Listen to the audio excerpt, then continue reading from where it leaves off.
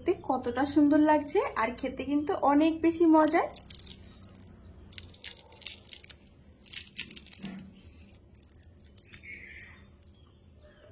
নমস্কার বন্ধুরা, প্রতিদিনের মতো দারুণ একটা রেসিপি নিয়ে হাজির হয়ে গেছে। আজকে আমি আপনাদেরকে মাত্র একটা আলু দিয়ে দারুণ একটা স্ন্যাক্স বানিয়ে দেখাবো। এই স্ন্যাক্সটা ছোট থেকে বড় সবাই কিন্তু খুবই পছন্দ করবে। বিকেলে চা বা মুড়ির সাথে খুবই সুন্দর লাগে খেতে, আর বানানো তো এত সহজ, মাত্র 5 মিনিটের মধ্যেই কিন্তু আপনারা বানিয়ে নিতে পারবেন, খুবই সহজ। তো চলুন আমি বানানো শুরু করি। তো আমি এই স্ন্যাক্সটা বানানোর জন্য এখানে আমি শুধু একটা আলু নিয়েছি, আর আজকে একটা আলু দিয়ে আপনাদেরকে এই স্ন্যাক্সটা বানিয়ে দেখাবো। সবার প্রথমে আমি আলুটাকে একটু ছাড়িয়ে নেব।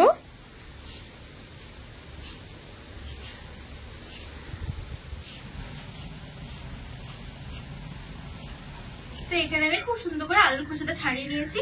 এবার আমি এই আলুটাকে না একটুখানি কুচু কুচু করে কেটে নেবো, আর কুচু কুচু করে কাটার জন্য আমি এখানে একটা গ্রেটার নিয়েছি, আর এই গ্রেটারের এই বড় অংশটা দিয়ে আজকে আমি আলুগুলোকে কুচু কুচু করে নেবো। এরকম গ্রেটার না থাকলে আপনারা কিন্তু হাতেও খুব সুন্দর করে কুচু কুচু করে নিতে পারেন। তো এবার আমি এই চিজগুলো দিয়ে কুচু কুচু করে নেবো।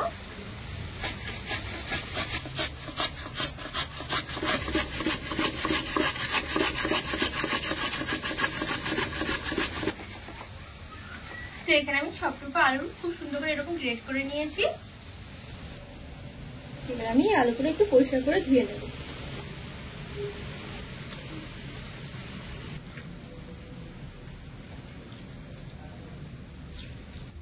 এখানে পরিষ্কার করে আমি আলুগুলো ধুয়ে নিয়েছি। এবার এখানে চিপে চিপে আলুগুলোকে নিয়ে নেব।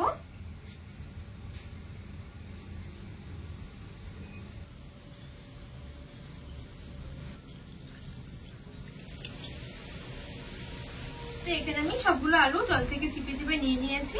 এবার আমি এখানে দিয়ে দেব লবণ, আর এখানে আমি হাফ চামচের মতো লবণ দিচ্ছি। আর এই লবণটা একটু বেশি করে দিতে হবে, মানে যতটুকু লবণ লাগবে তার থেকে একটু বেশি দিতে হবে। লবণটা দিয়ে ভালো করে একটু কষলে কষলে মেখে নেব। আলুটা মাখতে মাখতে দেখুন আলু থেকে কিন্তু অনেকটাই পুরো জল বেরিয়ে গেছে। এবার আমি এই জলটা পুরো চিপে চিপে ফেলে দেব। তো এবার আমি আরেকটা বাটির মধ্যে নিয়ে নেব।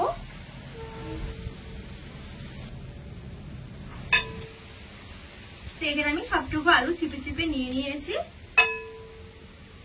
এবার আমি এখানে আলুর মধ্যে দিয়ে দেবো সামান্য একটুখানি গোলমরিচের গুঁড়ো, আর একদম সামান্য একটু চাট মশলা, আর সামান্য একটু চিলি ফ্লেক্স দিয়ে দিচ্ছি, ঝাল ঝাল লাগবে বেশ খেতে। আমি এখানে দিয়ে দেবো কর্নফ্লাওয়ার। আমি এখানে ঠিক 4 চামচের 3 চামচ মতন কর্নফ্লাওয়ার নিয়েছি। এবার এই সবকিছু আমি ভালো করে হাত দিয়ে মিশিয়ে নেব।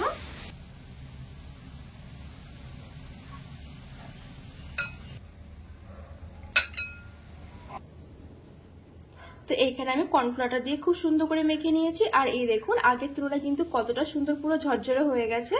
এখানে কিন্তু খুব বেশি একটা কিন্তু কর্নফ্লাওয়ার দেওয়া যাবে না, খুব বেশি কর্নফ্লাওয়ার পড়লে কিন্তু এই আলুগুলো এরকম ঝরঝরে থাকবে না, আর এক্সট্রা যে কর্নফ্লাওয়ারগুলো থাকবে সেগুলো দলা বেঁধে যাবে। তো পরিমাণ মতো আমাদের কর্নফ্লাওয়ার দিতে হবে।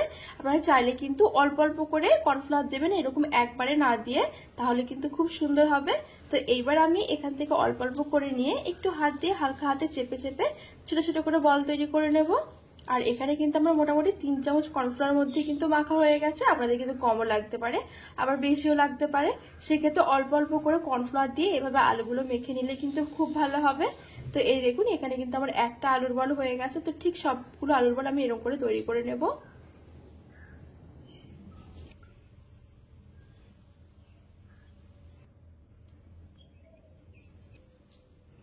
তো এখানে দেখুন আমি সবগুলো আলুর বল তৈরি করে নিয়েছি, আর দেখতে দেখুন কতটা সুন্দর লাগছে। এগুলো ভাজার পর কিন্তু আরো বেশি সুন্দর লাগবে, আর খেতে তো অনেক বেশি মজার হবে। এবার আমি আলুর বলগুলো ভাজার জন্য এখানে কিছুটা তেল ভালো করে গরম করে নেব।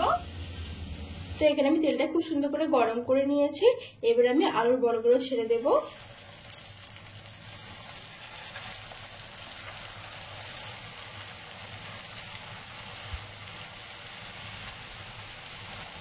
এখানে আমার সবগুলো আলুর বল দেওয়া হয়ে গেছে। এবার আমি মিডিয়াম আঁচে উল্টে পাল্টে মুচমুচে করে ভেজে নেব।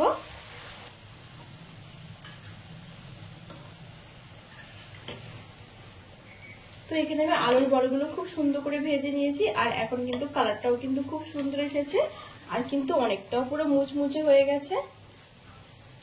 দেখুন কতটা সুন্দর লাগছে দেখতে। এবার আমি তেল থেকে তুলে নেব।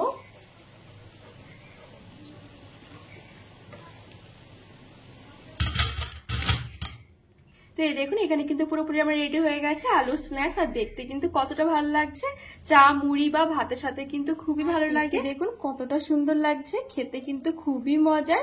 আপনারা কিন্তু না বানিয়ে খেলে বিশ্বাসই করবেন না। আর শুধুমাত্র একটা আলু দিয়ে কিন্তু দারুণ মাত্র স্ন্যাক্স হয়ে যায়।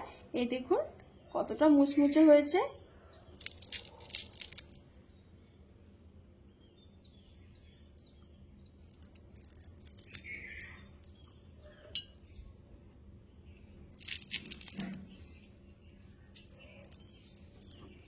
বন্ধুরা আজকের রেসিপিটি কেমন লেগেছে অবশ্যই কিন্তু কমেন্ট করে জানাবেন। আর আপনারা অবশ্যই এভাবে বাড়িতে বানিয়ে দেখবেন, খুবই সুন্দর হয় খেতে, একদম পুরো মুচমুচে।